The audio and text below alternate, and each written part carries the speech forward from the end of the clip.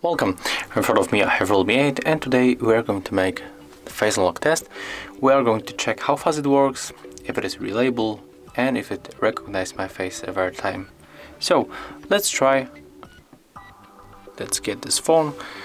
I will make the first unlock to check if I'm in a good position. Yeah, definitely. So let's start. Maybe we can make the 10 tries. So there's 1, 2, 3, 4, 5. Damn, it's really fast. 6, 7, 8, 9, 10. Whoa! I'm really surprised because this face unlock really fast. So definitely it's faster than the fingerprint sensor, as you can see.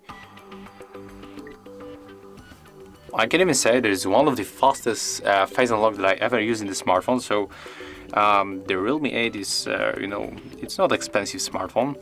I can even say that it's a budget smartphone. And the face unlock works amazing. I can definitely recommend you this kind of the protection of your smartphone. And that's all. So if you find this video helpful, remember to leave a like, comment, and of course subscribe to our channel.